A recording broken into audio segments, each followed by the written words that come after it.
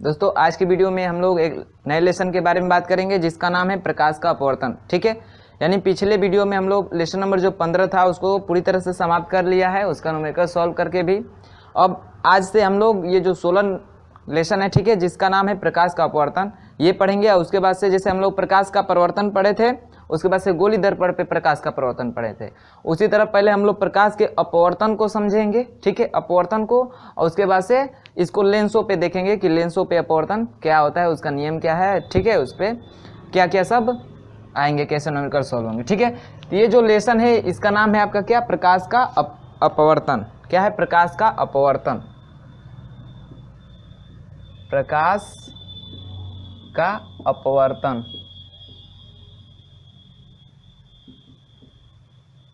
ठीक है, जैसे हम लोग पिछले वीडियो में पढ़ा परावर्तन के बारे में, किसके, परावर्तन के बारे में। परावर्तन क्या हो रहा था कि जैसे कोई भी पृष्ठ था, ठीक है, वह गोली पृष्ठ हो या समतल पृष्ठ हो, ठीक है, चिकना होना चाहिए। जब उस पर प्रकाश की किरणें पड़ रही थी तो क्या हो जा रही थी, जिस माध्यम से जा रही थी उसी माध्यम में लौट जा रही थी। ठीक है, यानी जिस माध्यम से जा रही थी, जैसे ये माध्यम है हमारा, ठीक है, अब वाई हो चाहे जो भी वाई है, माध्यम था, तो जिस माध्यम से जा रही थी उसी माध्यम में क्या हो रही थी, प्रकाश की किरणें लौट आ रही थी। तो इसे हम लोग क्या बोल रहे थे, प्रकाश का परावर्तन बोल रहे थे। क्या बोल रहे थे, प्रकाश का परावर्तन। लेकिन हमें पढ़ना क्या है, अपवर्तन पढ़ना है। इसमें क्या होगा कि जो प्रकाश की किरणें हैं, ठीक है, आपसे कोई परावर्तन की परिभाषा पूछे, किसकी, परावर्तन की, तो आप बताएंगे कि जब प्रकाश की किरणें जिस माध्यम से जाती हैं, ठीक है, और किसी चिकने पृष्ठ से सतह से टकराकर उसी माध्यम में लौट जाती हैं तो उसे प्रकाश का परावर्तन कहते हैं। ठीक है, ये तो हमने बताया था 14 लेसन में, प्रकाश के परावर्तन में। हम लोग पढ़ रहे हैं अपवर्तन। तो अपवर्तन की परिभाषा आप लोग क्या बताएंगे कि कोई प्रकाश की किरण, ठीक है, कोई प्रकाश किरण किसी एक माध्यम से जाके, ठीक है, किसी एक माध्यम से जाए, ठीक है, जैसे मान लीजिए ये N1 माध्यम है और ये N2 माध्यम में प्रवेश कर रही है। क्या कर रही है, N2 माध्यम में क्या कर रही है, प्रवेश कर रही है, हमारा N2 माध्यम है। अब माध्यम कैसा होना चाहिए, ये जो दोनों माध्यम है, ये दोनों माध्यम कैसा होना चाहिए, पारदर्शक होना चाहिए। कैसा होना चाहिए, पारदर्शक। ठीक है, पारदर्शक माध्यम होना चाहिए। ठीक है, तो कहेंगे कि दो पारदर्शक माध्यम हो जिससे किसी एक माध्यम से प्रकाश की किरण चले, ठीक है, तो वह दोनों माध्यमों के पृथकारी तल से, दोनों माध्यमों के पृथकारी तल से क्या हो, जिस माध्यम, जैसे पृथकारी तल पे जब पड़ेगी तो वह जिस मार्ग से जा रही होगी उस मार्ग से थोड़ा क्या हो जाएगी, क्या हो जाएगी, उस मार्ग से थोड़ा विचलित हो जाएगी। तो इसी को क्या बोलते हैं, इसी घटना को हम लोग क्या बोलते हैं, प्रकाश का अपवर्तन बोलते हैं। क्या बोलते हैं, प्रकाश का अपवर्तन।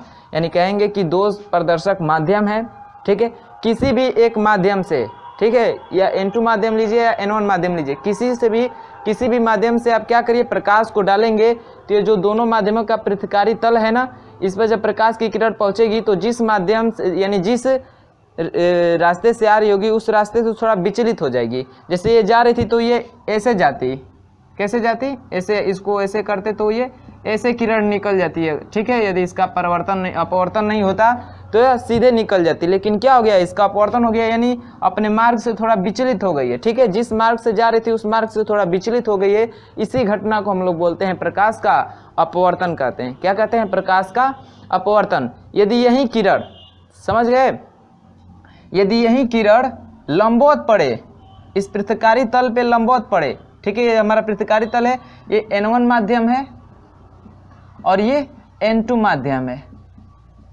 N2 माध्यम है। यदि यही किरण इस पे यदि लंबवत पड़ती, ठीक है, यदि यही किरण इस पे क्या होती, लंबवत पड़ती, तो वो उसी मार्ग पे क्या हो जाती, निकल जाती। ठीक है, उसी मार्ग पे निकल जाती। और जैसे इसको थोड़ा तिरछा करेंगे, इस यानी लंबवत से होकर किसी अगर 90 थीटा से अगर, ठीक है, 90 डिग्री से यदि उससे कम, ठीक है, उससे कम पे इसको ये ज़्यादा पे इसको आपतित करते हैं तो ये क्या हो जाएगी, अपने मार्ग से विचलित हो जाएगी। जबकि इसको परपेंडिकुलर यानी लंबवत डालेंगे, इस पृथकारी तल पे लंबवत पड़ेगी तो उसी मार्ग पे क्या हो जाएगी, निकल जाएगी। ठीक है, यानी ये जो हम अभिलंब खींचे ना, ये वाला जो अभिलंब, यदि इस अभिलंब पे कोई किरण आती है तो वो अभिलंब के थ्रू ही चली जाती है दूसरे माध्यम में। बात समझ में आई है? तो आप बताएंगे प्रकाश का अपवर्तन का, कोई पूछे आपसे समझाने को कहे, ठीक है। जनरली आपको तो पूछेगा नहीं एग्जाम में, परिभाषा तो नहीं पूछेगा, बस ये कह सकता है कि प्रकाश के अपवर्तन में होता है, क्या होता है, तो किरण एक माध्यम से दूसरे माध्यम में क्या हो जाती है, चली जाती है, ठीक है, और थोड़ा मार्ग से अपने विचलित हो जाती है।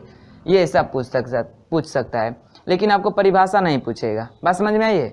चलिए, तो यदि आपसे कोई व्यक्ति पूछे तो आप बताइएगा यही कि दो पारदर्शक माध्यम हो, ठीक है, किसी एक माध्यम से यदि प्रकाश की किरण आपतित हो तो दोनों माध्यमों को जब पृथकारी तल होता है वहाँ से क्या होती है, जब वहाँ पड़ती है वो किरण तो अपने मार्ग से थोड़ा विचलित हो जाती है, और इस घटना को हम लोग क्या बोलते हैं, प्रकाश का अपवर्तन कहते हैं। क्या कहते हैं? प्रकाश का अपवर्तन। इतना समझ गए, ठीक है। अब थोड़ा अपवर्तन का कुछ नियम है, ठीक है, अपवर्तन का नियम है, लेकिन यहाँ पे थोड़ा समझ लीजिए, ये है आप इस किरण को हम लोग बोलते हैं आपतित किरण। क्या बोलते हैं? आपतित किरण। और उसके बाद से अपवर्तन हो गया है ना इसका, तो इस किरण को बोलेंगे क्या हम लोग, अपवर्तित किरण। क्या बोलेंगे? अपवर्तित किरण।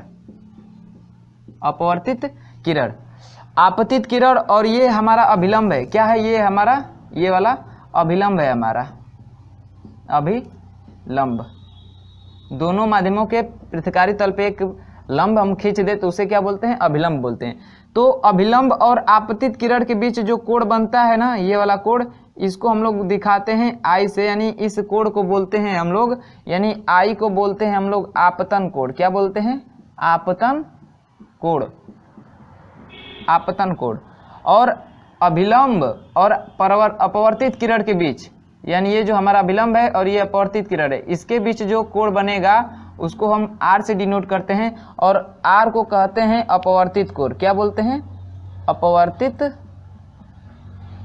कोण, अपवर्तित कोण। इतना समझ में आया है? ठीक है ना। चलिएगा, तो क्या होता है कि जो किरण जाती है, यानी जिस माध्यम से, इस माध्यम से किरण आई है, इस माध्यम से जिसको हम डालेंगे उसे क्या बोलते हैं? आपतित किरण। और जब वो अपवर्तित हो जाती है, अपने मार्ग से विचलित हो जाती है, तो उसे क्या बोलते हैं? अपवर्तित किरण। ठीक है, आपतित किरण और अपवर्तित किरण।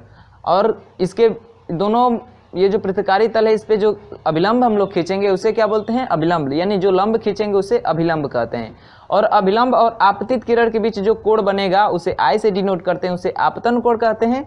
और अभिलंब और अपवर्तित किरण के बीच बनने वाला कोण को अपवर्तित कोण कहते हैं, और इसको डिनोट करते हैं किससे? आर से डिनोट करते हैं। इतना समझ में आया है? इसको एक बार नोट कर लीजिएगा, फिर आगे हम लोग पढ़ते हैं अपवर्तन का नियम। इसके दो नियम हैं, उसको समझते हैं। नोट करिएगा इतना।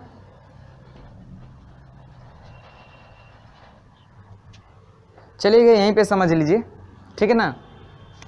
यहीं पे हम बता दे रहे हैं अपवर्तन का जो नियम है, नियम, इसके दो नियम है। कितने नियम है? दो नियम। पहला नियम क्या कहता है? जैसे प्रकाश के परावर्तन में जो हमारा पहला नियम था, सेम यहाँ पे वही है, यानी प्रकाश का परावर्तन का नियम,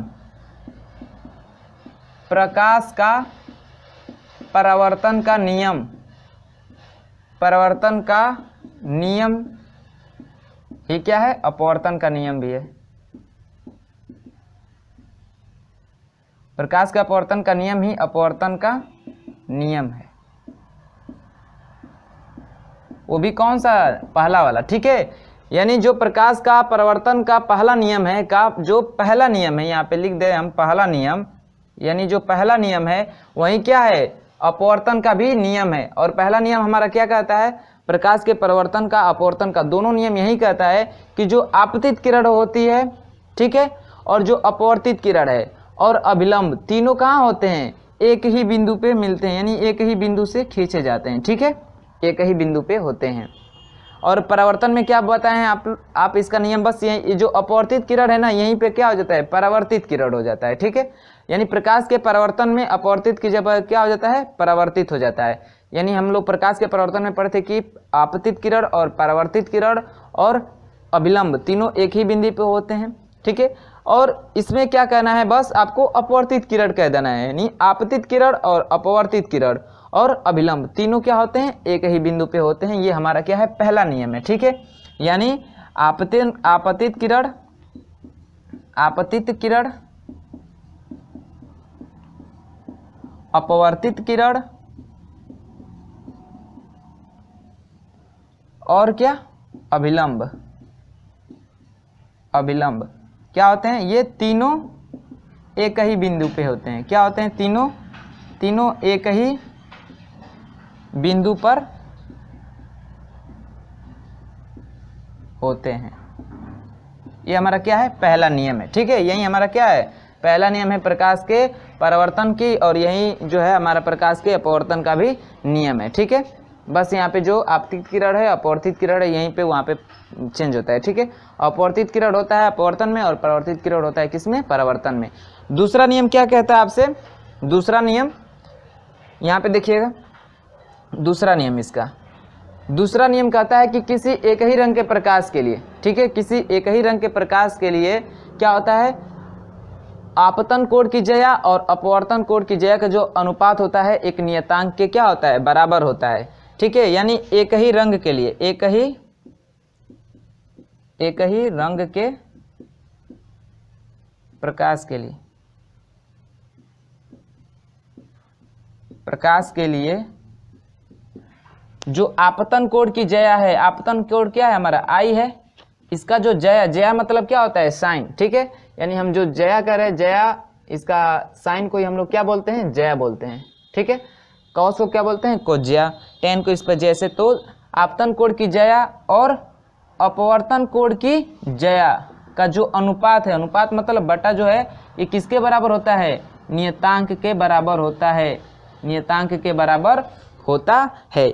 यदि हम इसके तरह हम N1 माध्यम और N2 माध्यम लिए हैं तो इसके जगह पर हम लोग क्या लिख सकते हैं, इसी फार्मूले को हम लोग लिख सकते हैं ऐसे कि जो साइन आई अपान जो साइन आर है बराबर हो जाएगा पहले माध्यम के सापेक्ष दूसरे माध्यम का अपवर्तनांक, इसको ऐसे कह सकते हैं। ठीक है, यानी किसी एक माध्यम का किसी दूसरे माध्यम के सापेक्ष अपवर्तनांक निकालें, यानी पहले माध्यम के सापेक्ष दूसरे माध्यम का अपवर्तनांक को हम लिख सकते हैं साइन आई बटा साइन आर। ठीक है, यानी पहले माध्यम के सापेक्ष दूसरे माध्यम का अपवर्तनांक, ये हमारा क्या हो जाएगा, sine i upon sine r. ये इसी को हम लोग क्या बोलते हैं, स्नेल का नियम बोलते हैं।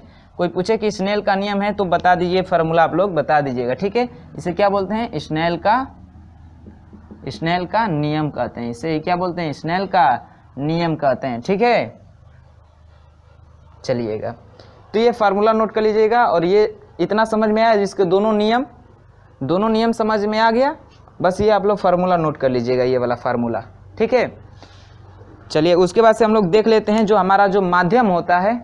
ठीक है, यानी प्रकाश की किरण किस माध्यम से, दो ही माध्यम होता है हमारा अपवर्तन में, एक सघन होता है, एक विरल माध्यम होता है। इसी में प्रकाश कभी सघन माध्यम से विरल माध्यम में जाती है, विरल माध्यम से सघन में तो जाएगी, तो कंडीशन क्या होगा उसका वो समझ लेते हैं कि किरण झुकेगी कि दूर हटेगी अविलंब से, उसको समझना है। ठीक है, तो नोट करिएगा, इसको समझते हैं माध्यम के बारे में।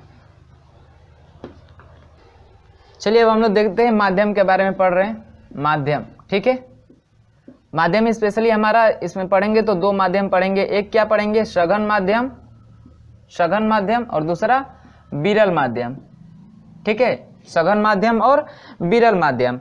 अब सघन माध्यम किसे कहेंगे, तो अधिक अपेक्षिक घनत्व वाले, अधिक अपेक्षिक घनत्व वाले क्षेत्र को, घनत्व वाले क्षेत्र, उसको क्या बोलेंगे हम लोग, सघन माध्यम बोलेंगे। और विरल माध्यम किसे बोलेंगे, इसका अपोजिट, यानी कम अपेक्षिक घनत्व वाला क्षेत्र, अपेक्षिक घनत्व वाला क्षेत्र, यानी जिस क्षेत्र का अपेक्षिक घनत्व क्या होगा, ज्यादा होगा, उसे हम सघन माध्यम कहेंगे, और जिस क्षेत्र का अपेक्षिक घनत्व क्या हो, कम होगा, उसे क्या बोलेंगे, विरल माध्यम। अपेक्षिक घनत्व क्या होता है हमारा, अपेक्षिक घनत्व क्या होता है, जैसे किसी भी पदार्थ का घनत्व हो ना, उस घनत्व में आप क्या करिए, जल के घनत्व से डिवाइड कर दीजिए। यानी यहाँ पे आप पदार्थ का घनत्व लिख सकते हैं, जिस पदार्थ का अपेक्षिक घनत्व निकालना हो उस पदार्थ का घनत्व, और बटे में क्या, जल का घनत्व या पानी का घनत्व। ठीक है, पानी का घनत्व स्पेशली हम कितना लेते हैं, 1000, कितना लेते हैं, 1000। ठीक है, तो कोई भी किसी भी पदार्थ का घनत्व तो निकालना हो, ठीक है, उसमें क्या करिए आप 1000 से भाग कर दीजिएगा तो आप उसका क्या निकल जाएगा, आपेक्षिक घनत्व तो निकल जाएगा, यदि आपको आपेक्षिक घनत्व तो निकालने की बात की गई हो, ठीक है। जबकि हम लोग एक लेसन में आपेक्षिक घनत्व का कई सारे फार्मूले पढ़े हैं, ठीक है। हाँ चलिएगा, तो उसमें भी ये फार्मूला आपको दिखा होगा कि आपेक्षिक घनत्व बराबर पदार्थ का घनत्व बटे में पानी का घनत्व या जल का घनत्व। समझ में आ गया। तो सघन माध्यम और विरल माध्यम, अधिक अपेक्षित घनत्व वाले क्षेत्र को सघन माध्यम और कम अपेक्षित घनत्व वाले क्षेत्र को विरल माध्यम। असघन या विरल से ये समझिए कि सघन मतलब क्या होता है, घना, यानी उसमें जो अणु होंगे पास पास होंगे, क्या होंगे, पास पास, एकदम एक दूसरे से बहुत करीब में होंगे। विरल मतलब थोड़ी स्पेस होगी, ठीक है, क्या होगा, मतलब कम घना होगा। जैसे यही दो माध्यम है, ठीक है, तो इसमें जो अणु हैं ये समझिए इतना पास पास है, तो इस माध्यम को हम क्या बोलेंगे, सघन माध्यम बोलेंगे। क्या बोलेंगे, इस माध्यम को सघन माध्यम बोलेंगे, ठीक है। ये हमारा क्या हो गया, सघन माध्यम। और ये जो माध्यम है हमारा, इसमें जो अणु हैं क्या है, बहुत दूर दूर है, ऐसे हैं, तो इस माध्यम को क्या बोलेंगे, विरल माध्यम। क्या बोलेंगे, विरल माध्यम, ठीक है। क्या होता है सघन और विरल माध्यम में कि जब मान लीजिए प्रकाश की किरण जा रही हो सघन माध्यम से विरल माध्यम में, ठीक है, कहाँ जा रही हो, सघन माध्यम से विरल माध्यम में जा रही हो, तो जब इस पे जो अभिलंब खींचेंगे ना, ये जो हमारा अभिलंब है, अभिलंब है, तो जब सघन माध्यम से प्रकाश जाएगी विरल माध्यम में तो ये क्या होगी, अभिलंब से दूर हट जाएगी। क्या हो जाएगी, अभिलंब से दूर हट जाएगी, ठीक है। यही यदि कहाँ से जाए, विरल से सघन माध्यम में जाएगी, यानी यहाँ पे देख लीजिए डायग्राम इसका, जैसे हमारा ये हो गया सघन माध्यम, या इधर विरल बना लेते हैं, उधर सघन, ठीक है। ये हो गया हमारा विरल माध्यम और ये हो गया हमारा सघन माध्यम, ठीक है। ये हो गया हमारा सघन और ये तो विरल है ही, ठीक है ना। तो जब विरल से सघन माध्यम में जाएगी प्रकाश की किरण, विरल से सघन माध्यम में, तो ये क्या होगी, अभिलंब की तरफ झुक जाती है। क्या होती है, अभिलंब की तरफ झुक जाती है।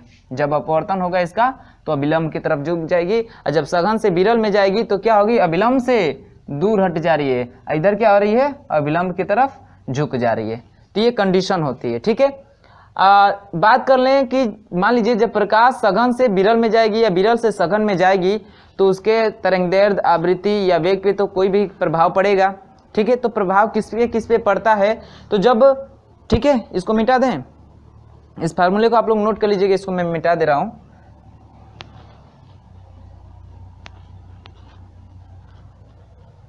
क्या होता है कि जब वस्तु क्या हो, विरल से सघन माध्यम में आ रही हो, सघन माध्यम में, ठीक है, तो सघन माध्यम में आएगी तो जो प्रकाश होता है, ठीक है, प्रकाश जो होता है हमारा, उसका वेग होता है, और क्या होता है, तरंगदैर्ध्य होता है,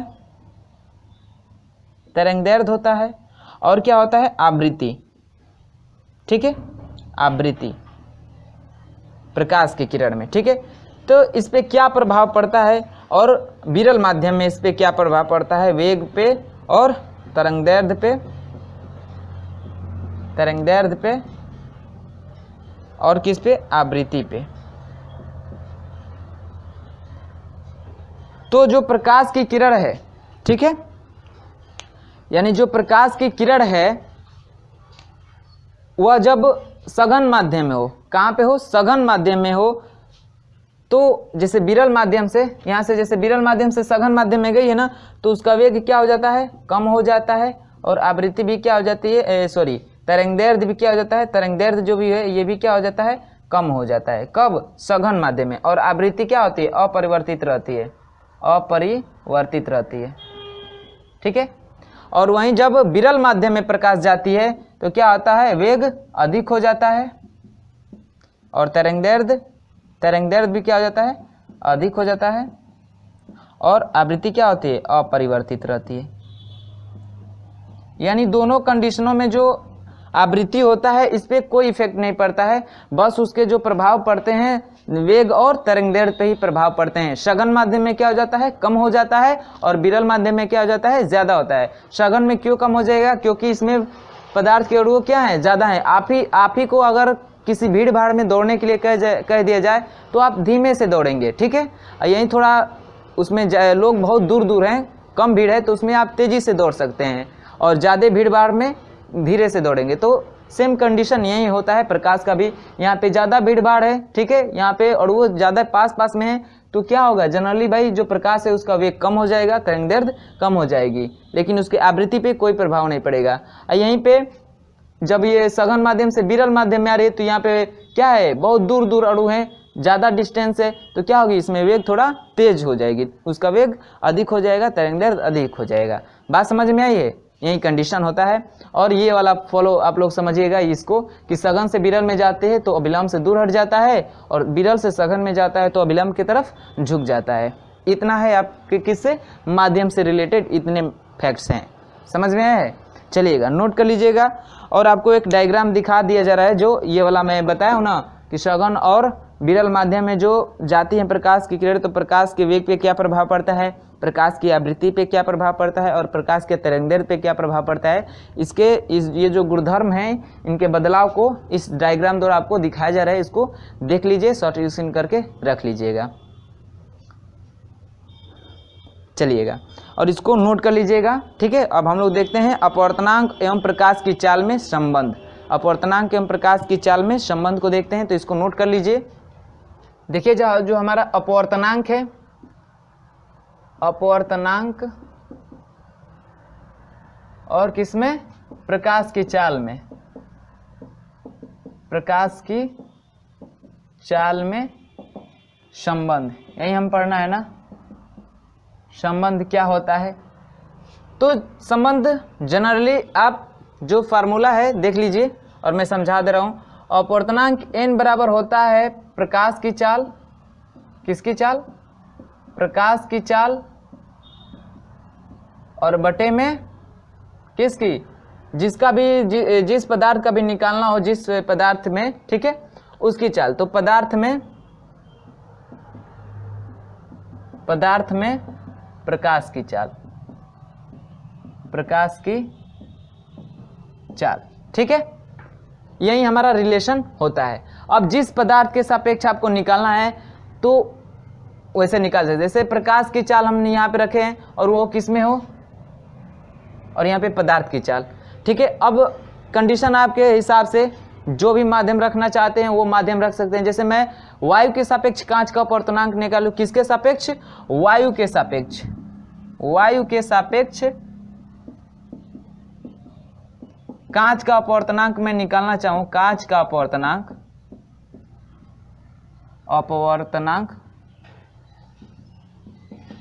तो क्या हो जाएगा, किसके सापेक्ष निकाल रहे हैं, वायु की ना, तो वायु को पहले लिखेंगे, यानी ए से हम एयर, ए वायु को दिखा रहा है, उसके बाद से अपवर्तनांक का सिंबल लगाएंगे एन, और किसके सापेक्ष, कांच के यानी ग्लास के, तो बराबर हो जाएगा किसका, किस निकाल रहे हैं, ए के सापेक्ष यानी वायु के ना, तो यहाँ पे वायु में प्रकाश की चाल हो जाएगी, वायु में प्रकाश की चाल,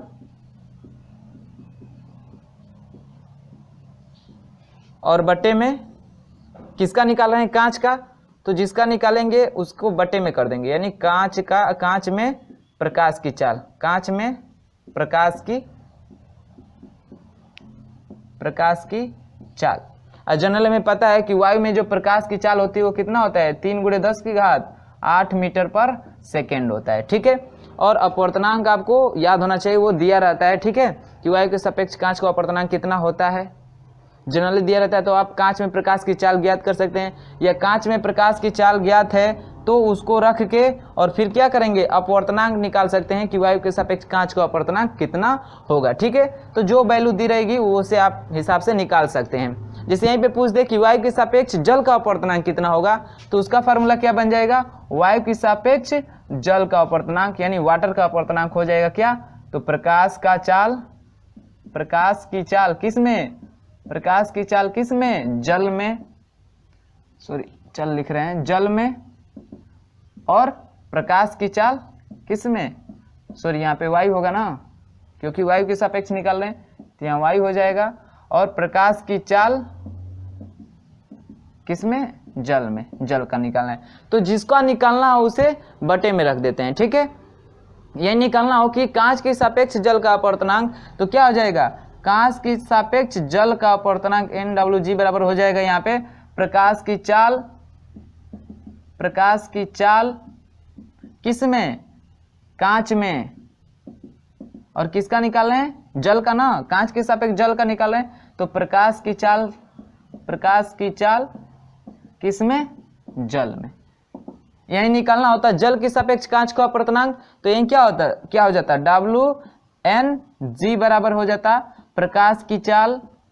अब ऐसे फार्मूला आप लोग बना सकते हैं ना, जिसके सापेक्ष जिसका भी निकालना, प्रकाश की चाल किसमें, जल में, और बटे में क्या हो जाएगा, प्रकाश की चाल किसमें, कांच में, प्रकाश की चाल किसमें, कांच में। यही रिलेशन होता है, ठीक है। ऐसे आप लोग कर सकते हैं। यदि आपको एक फार्मूला याद रखना हो कि जो यदि कोई भी माध्यम है, ठीक है, उसको श्रेणी क्रम में हम रख दे, जैसे कांच और जल है, ठीक है, यहाँ पे जैसे वायु है, ये हो गया हमारा माध्यम वायु, फिर हो गया हमारा क्या, कांच, उसके बाद से क्या हो गया, जल, ठीक है।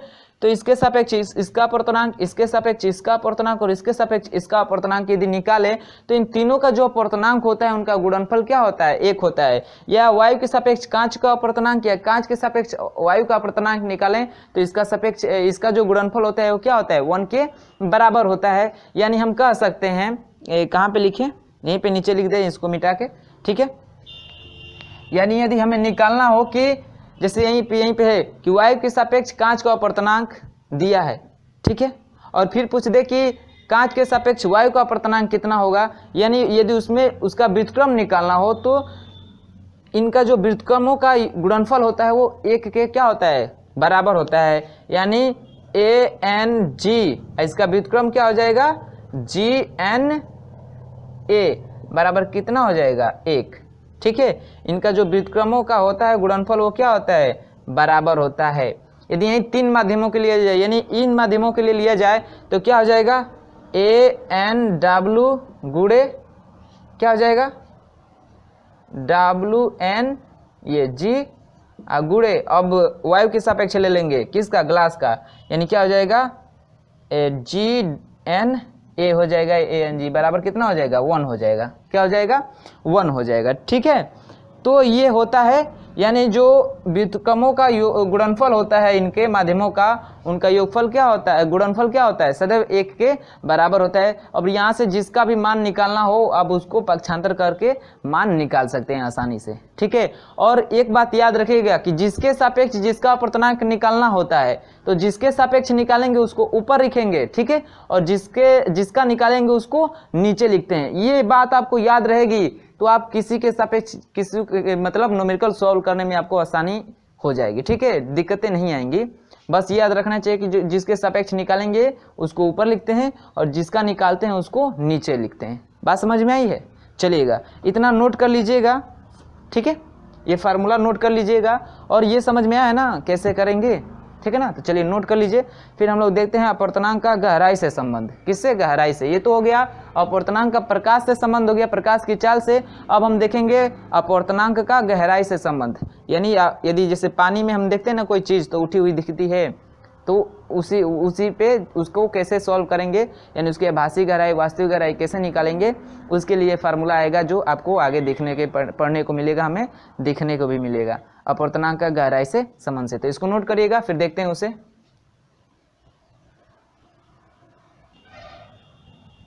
अब क्या देखेंगे, अपवर्तनांक और गहराई में संबंध, और गहराई में संबंध, ठीक है।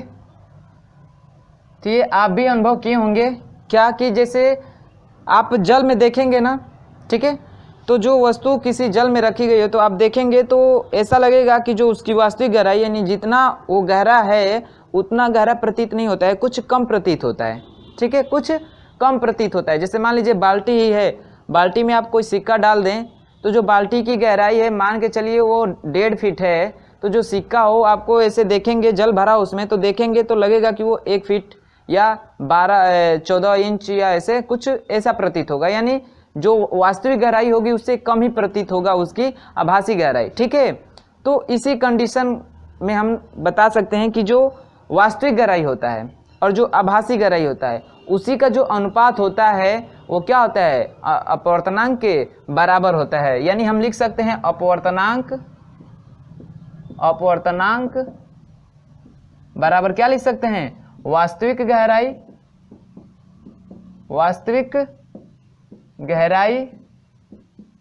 बटे में आभासी गहराई। ये फार्मूला और ये जो टॉपिक है इसको ध्यान से पढ़ लीजिए, क्योंकि इससे क्वेश्चन आपको बन सकते हैं एग्जाम में। ठीक है, आभासी गहराई और बनते भी हैं। यही होता है अपवर्तनांक बराबर क्या होता है, वास्तविक गहराई बटे में आभासी गहराई। और जैसे हमने अपवर्तना और प्रकाश की चाल के बारे में पढ़ा ना, वैसे जिसके सापेक्ष इसको निकालना है, जिसके सापेक्ष निकालेंगे उसको ऊपर रख देंगे और जिसके सापेक्ष जिसका निकालना होगा उसको नीचे रख देंगे। ठीक है, क्या करेंगे, उसको नीचे रख देंगे। बात समझ में आई है? तो यही फार्मूला होता है आपका। ठीक है, जिसका भी निकालना हो, ठीक है, उसको आप कर सकते हैं। ठीक है, यदि कांच का निकालना हो तो जो हमारा कांच का अपवर्तनांक होता है वो कितना होता है, कांच का अपवर्तनांक 1/1.5 होता है। और जल का अपवर्तनांक कितना होता है, जल का अपवर्तनांक 1.33 ऐसे होता है। या इसको लिख दे तो इसको लिखते हैं 4/3 और इसको क्या लिख देंगे, इसको लिख सकते हैं आप कितना, 3/2। ठीक है, 3/2, क्योंकि 3/2 है तो भाग करेंगे तो इतना ही जाएगा। तो ये अपवर्तनांक होते हैं। कांच का अपवर्तनांक कितना होता है, जल का अपवर्तनांक कितना होता है। यदि यहाँ पे आप देख के लिख दें कि अपवर्तनांक जो जल का इतना है बराबर क्या हो जाएगा, हम जली में तो जनरली हम जली में देखते हैं, जल में कुछ चीज़ को डाल के देखेंगे तो उसकी आभासी जो स्थिति आभासी गहराई है कुछ कम प्रतीत होती है वास्तविक गहराई से। तो मान लीजिए जल का अपवर्तनांक कितना है, बटे में ये क्या हो जाएगा यहाँ पे, वास्तविक गहराई। आभासी अगर गहराई निकाले तो ये क्या हो जाएगा यहाँ पे, वास्तविक गहराई और बटे में आभासी गहराई। हमें निकालना क्या है, आभासी गहराई। ठीक है, तो आभासी गहराई बराबर क्या हो जाएगा, आभासी गहराई बराबर क्या हो जाएगा, देखिए आभासी गहराई इसमें तिर्यक गुणा होगा ना, तो क्या होगा, ये यहाँ पे आएगा। ठीक है, और ये 3 ऊपर जाएगा और फिर इसमें मल्टीपल में है तो फिर इसको भेजेंगे तो ये बटा में आ जाएगा। यानी हो जाएगा वास्तविक गहराई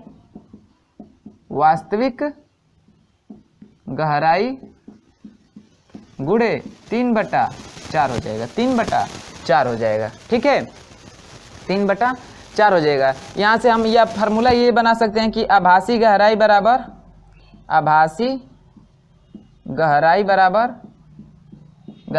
आप क्या लिख सकते हैं, वास्तविक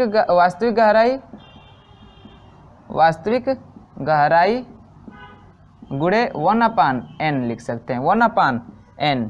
ठीक है, ये फार्मूला आप बना सकते हैं, क्योंकि n का मान जब रखेंगे यहाँ पे 4/3 तो फिर 3 ऊपर चला जाएगा, नहीं 3/4 हो जाएगा। तो ये फार्मूला आप निकाल सकते हैं। ठीक है, जल के लिए कि जल का आभासी गहराई निकाले तो वास्तविक गहराई गुणे 1/n। ये फार्मूला आप लोग नोट कर लीजिएगा, न्यूमेरिकल सॉल्व करने में आपको मदद करेंगे। ठीक है, और ये टॉपिक आपको समझ में नहीं आएगा तो एक बार पुनः रिवर्स करके देख लीजिएगा, ये ज़्यादा इंपॉर्टेंट से आपसे इससे क्वेश्चन आपके एग्जाम में बन सकते हैं। ठीक है, अब कुछ देख लेते हैं, अपवर्तन पे आधारित कुछ घटनाएं देख लेते हैं। इसको मिटाएं, इसको नोट कर लीजिए आप लोग। क्या देखिए, अपवर्तनांक पर आधारित कुछ घटनाएं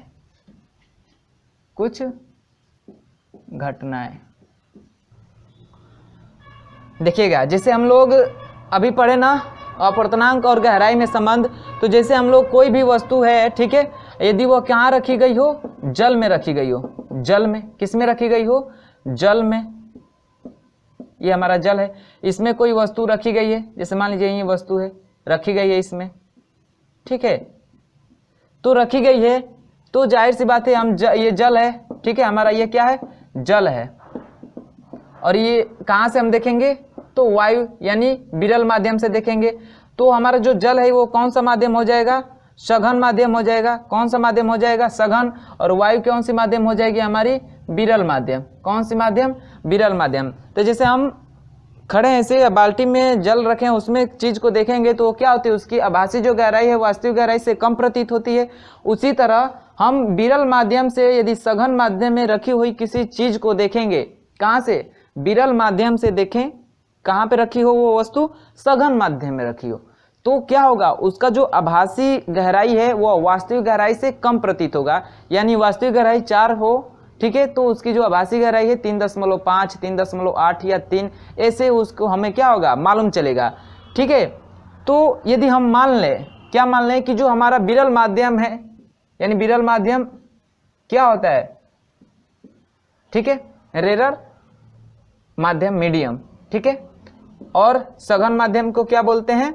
इसको बोलते हैं डेंसर मीडियम। क्या बोलते हैं? Denser medium. ठीक है, तो यदि हमारा विरल माध्यम और ये डेंसर माध्यम है, तो यदि विरल माध्यम के सापेक्ष डेंसर माध्यम यानी विरल माध्यम के सापेक्ष सघन माध्यम का जो अपवर्तनांक, तो किसके सापेक्ष? विरल माध्यम के। तो विरल माध्यम रेयर बोलते हैं, तो इसमें से आर ले रहे हैं और इसमें से डी ले रहे हैं। ठीक है, क्या ले रहे हैं? डी, और इसमें से इसका पहला लेटर आर। यानी विरल माध्यम के सापेक्ष किसका अपवर्तनांक? सघन माध्यम का अपवर्तनांक ये हो तो क्या होता है आपका? वही बन जाएगा फार्मूला, क्या? वास्तविक गहराई, वस्तु की वास्तविक गहराई,